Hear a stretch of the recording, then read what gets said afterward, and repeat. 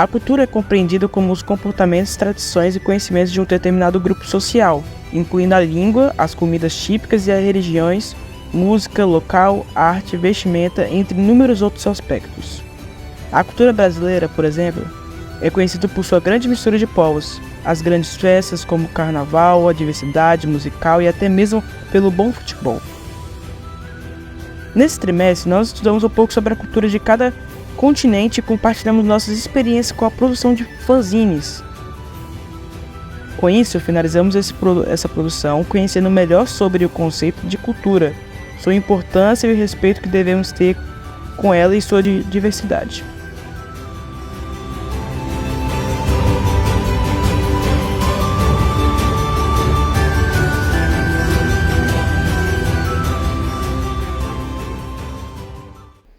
Estamos entrevistando a bibliotecária da escola, Analice Freitas, para falar um pouco sobre o que ela entende de cultura e seus impactos para a sociedade.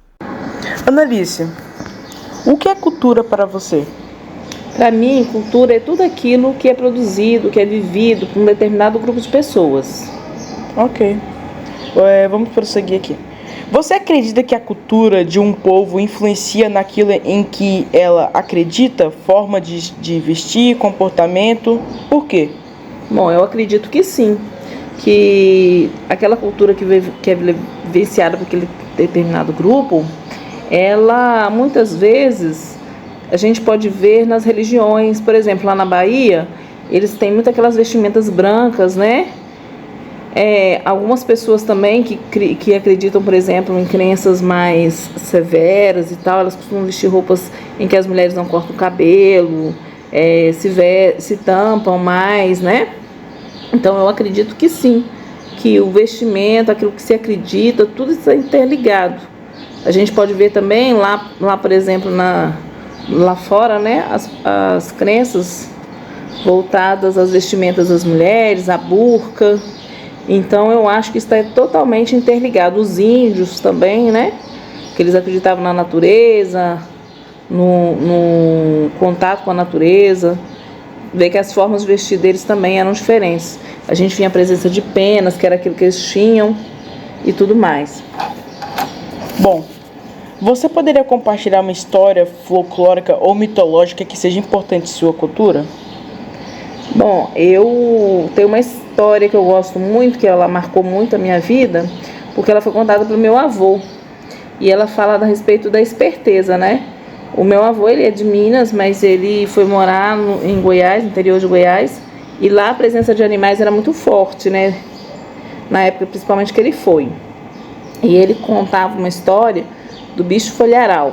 É uma história que recentemente eu vi ela num livro que a Tatiana Belink recontou, mas ela é uma história tipicamente falada e poucas vezes eu vi ela relatada de forma escrita, que a onça ela queria pegar o macaco, que ela ficou com raiva dele, porque queria comer o macaco.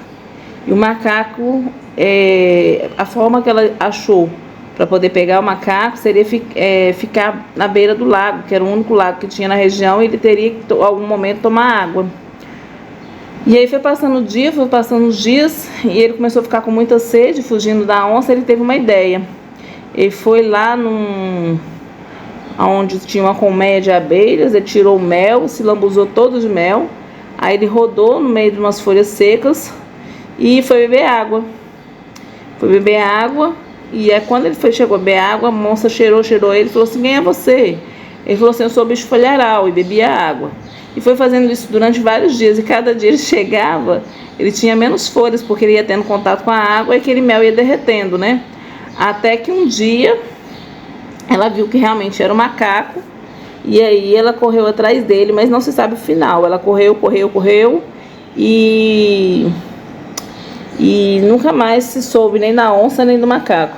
Então essa história ela se tornou muito importante para mim, porque como o meu avô morava longe de onde eu morava, os poucos contatos que eu tive com ele foi dele estar contando histórias, e essa foi uma história que eu achei muito engraçada, que me marcou, porque falava a respeito da esperteza, né? A onça se achando muito esperta, e ela acabou achando um bicho que era mais esperto que ela, que foi um macaco, que teve toda uma criatividade para poder conseguir sair de uma determinada situação. Ok, Annalise, muito obrigado pelas respostas. E agora vamos finalizar o podcast. Muito obrigado por escutarem e tchau.